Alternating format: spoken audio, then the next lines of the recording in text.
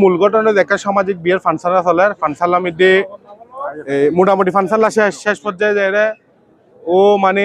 বারবার মানে সবসময় বলে মানুষ ওরা গালাগালি করে জিবে ঘাতক আর কি তাছাড়া দেখতে লাগে কোনো ও গালাগালি করে আর সবসময় এই ওরা মানে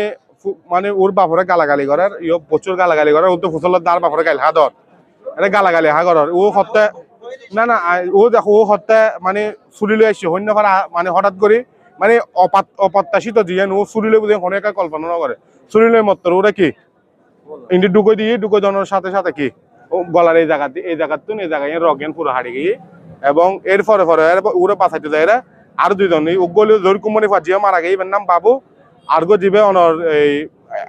মানে উইন্টার আর্গলো তো আজিছিবে জোর কুমনি বাইর শফির ফুয়া আনিস আর্গলো আবার জোর কুমনির আর্গো শেষ ফুয়া ওর নাম হলো বাচ্চু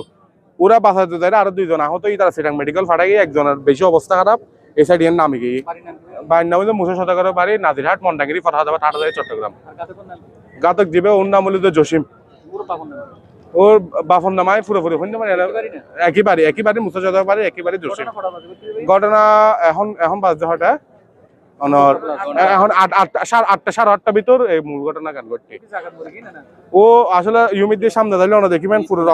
রক্ততম বই গিয়ে টোটালি যেহেতু ইউমিদের রকমিতে যে মানে যে অবস্থায় যে মানে ওর শায়রক যে আছে টোটালি আর মনে হয় ফিচ্ছর তো মাঝে সম্ভবত গোড়াচুরি ডিক্কি গো সম্পর্ক বাড়িয়ালা মানে অর্থাৎ বাইফুত অথবা স্বাস্থ্য ভাই কিন্তু বাড়িয়ালা যে ফারাইলে স্বাস্থ্য ভাই আসলে আজকে আমাদের 4 নম্বর ওয়ার্ডে যে অনাকাঙ্ক্ষিত ঘটনা ঘটে গেছে সেই জন্য আন্তরিকভাবে দুঃখ প্রকাশ করতেছি এবং নিজেকে খুব খারাপ লাগতেছে এবং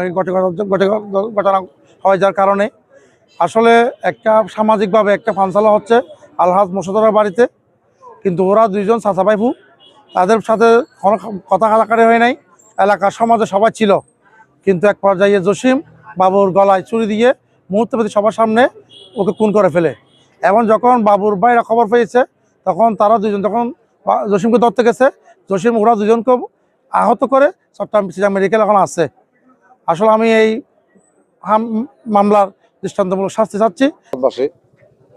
আসলে আমার 4 নম্বর ওয়ার্ডে যে অপ্রীতিকর একটা ঘটনা ঘটে গেছে সে ঘটনা আমি শোনার পর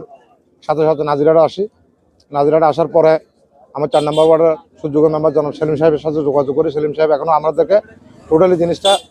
বুঝাইতে পারে না এখানে আমরা প্রশাসনকে জানিয়েছি আমার মেম্বার সাহেব প্রশাসনকে জানিয়েছে আমরা প্রশাসন এখানে এসেছে প্রশাসনকে নিয়ে আমরা পরবর্তী যে পদক্ষেপগুলি আছে সেই পদক্ষেপগুলি আমরা করতেছি আমরা চাই হত্যার সুষ্ঠু একটা বিচার হোক পরবর্তীতে আমরা প্রশাসনের সাথে কথা বলে যে সিদ্ধান্ত হবে সেই সিদ্ধান্তটা আপনাদেরকে জানাবো আমি এখনো টোটালি সবকিছু জানি না আমি সবকিছু অবগত হয়ে আপনাদেরকে আবার নতুন করে পরবর্তীতে আবার ভিডিওতে আমি আপডেট করবো এটা। আসসালামু আলাইকুম আমি ভারপ্রাপ্ত চেয়ারম্যান ফরহাদাবাদ ইউনিয়ন পরিষদ 1 নং ফরহাদাবাদ ইউনিয়ন পরিষদ।